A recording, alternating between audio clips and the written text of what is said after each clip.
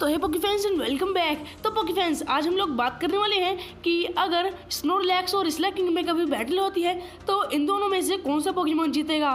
तो ये वीडियो भी पूरी तरीके से फैन मेड होने वाली है, तो अब टाइम को वेस्ट नहीं करते और वीडियो को स्टार्ट करते हैं। तो दोस्तों, इस वीडियो में होने वाली है 3 राउंड और जो पोकेमॉन इन 3 राउंड में से 2 राउंड जीत जाएगा वो होगा विनर। तो अब चलते हैं हम अपने राउंड नंबर 1 की तरफ। तो पहले राउंड में हम लोग बात करेंगे इन दोनों पोकेमॉन की एबिलिटीज़ और रेटिंग के बारे में। तो आपको ये तो पता ही होगा कि जो स्नोरलैक्स है वो गेम में मिलना कितना ज़्यादा मुश्किल है, और अगर आप पोकेमॉन फायर रेड खेल रहे हो तो आपको जो स्नोरलैक्स है उसे जगाने के लिए एक पोकेफ्लूट की ज़रूरत होती है, और तभी आप उसे जगा सकते हो और पका सकते हो। लेकिन उसे पकाना बहुत ही ज़्यादा मुश्किल होता है, ये मैं आपको आगे वीडियो में बताऊँगा।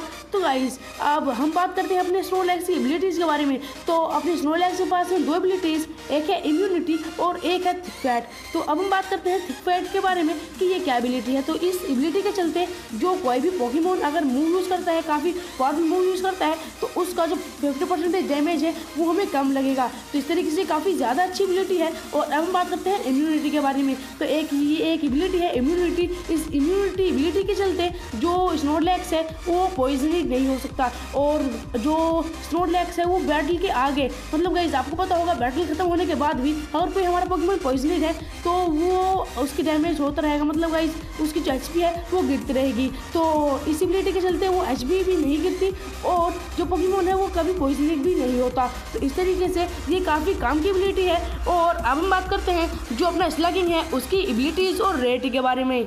तो अगर हम स्लैकिंग की रेट के बारे में बात करें तो इसका फर्स्ट स्टेज जो है स्लगवॉथ, वो हमें पेटलबर्ग वुड्स में ही काफ़ी आसानी से मिल जाता है और हम उसे काफ़ी आसानी से पकड़ भी सकते हैं। तो इसकी रेट तो काफ़ी ज़्यादा इजी थी, पकड़ने के लिए काफ़ी आसान है। और अब हम बात करते हैं जो अपना स्लैकिंग है इसकी एबिलिटीज़ के बारे में। तो गाइस, इसके पास सिर्फ एक एबिलिटी है जो है टूरेंट, और इस एबिलिटी को हम एबिलिटी नहीं बोल सकते, ये एक वीकनेस है इसी पोकेमॉन के लिए। तो गाइस, इस एबिलिटी के चलते जो पोकेमॉन है ना वो एक बार मूव यूज़ कर जो दूसरी बार उसका जो टर्न आएगा ना, वो दूसरी बार पोकेमॉन जो है ना वो मूव यूज़ नहीं कर सकता। मतलब गाइस, एक बार यूज़ करेगा ना तो जो नेक्स्ट पोकेमॉन है ना उसे 2 बार मूव यूज़ करने का मौका मिलेगा। तो इस तरीके से जो दूसरा पोकेमॉन है ना वो काफ़ी आसानी से हरा सकता है जो स्लैकिंग है इसे। तो अब आपको तो पता चल ही गया होगा कि इस राउंड में कौन जीता है। तो गाइस हाँ, इस राउंड में जीता है अपना स्नोरलैक्स। तो अब हम चलते हैं राउंड नंबर 2 की तरफ।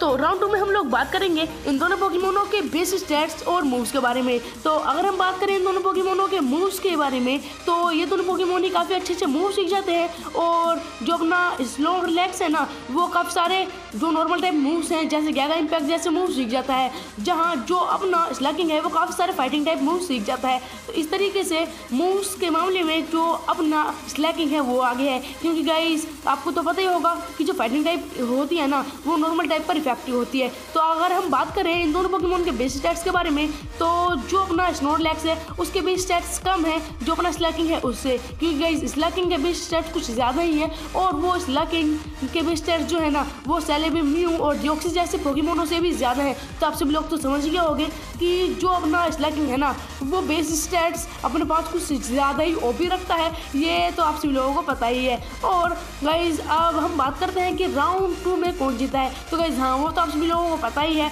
कि वो जीता है स्लैकिंग ने। तो अब हम चलते हैं राउंड नंबर 3 की तरफ। तो राउंड नंबर 3 में हम लोग बात करेंगे कि ये दोनों पोकेमॉन की अगर कभी बैटल होती है तो बैटल में कौन सा पोकेमॉन जीतेगा। तो गाइस हाँ, अब बैटल का टाइम आ चुका है। तो गाइस हाँ, अगर अब हम बात करें इन दोनों पोकेमॉन की सभी एबिलिटीज़, रेटिंग, सभी चीज़ों को मिलाकर, तो गाइस आपको पता चल गया होगा कि बेस सेट्स जो है वो तो अपने स्लैकिंग के ज़्यादा थे, और जो एबिलिटीज़ हैं वो अपने जो स्नोरलैक्स हैं उसके पास ज़्यादा अच्छी एबिलिटीज़ हैं, और जो स्लैकिंग है उसके पास एबिलिटीज़ नहीं, वीकनेस ज़्यादा है। तो अब आप लोग तो समझ ही गए होंगे कि कौन जीतने वाला है। तो गाइस हाँ, अगर बैटल होती है ना कभी तो जो अपना स्नोरलैक्स है ना वो कुछ ज़्यादा ही आसानी से जीत सकता है जो स्लैकिंग है उससे, क्योंकि गाइस अब मैं आपको बताता हूँ कि जो अपना स्नोरलैक्स है ना उसे पकड़ना क्यों मुश्किल है, क्योंकि गाइस उसके पास एक मूव है जिसे बोलते हैं रेस्ट। और अब अगर हम जो अपना स्नोरलैक्स है उसके बेस स्टैट्स पर ध्यान दें तो जो स्नोरलैक्स है ना उसकी जो एचपी है वो कुछ ज़्यादा ही है, और रेस्ट मूव जो होता है ना इस मूव के चलते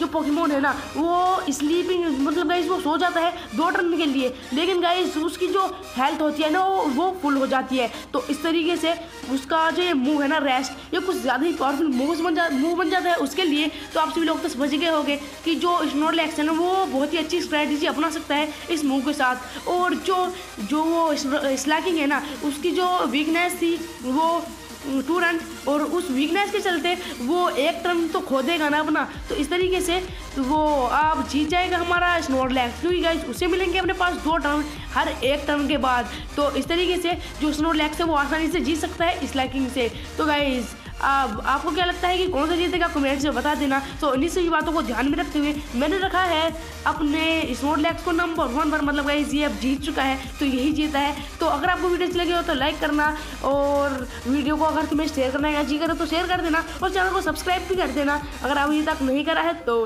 गाइस आज की वीडियो यहीं पर खत्म होती है। मैं तुमसे मिलता हूँ नेक्स्ट वीडियो में, तो तब तक के लिए बाय बाय।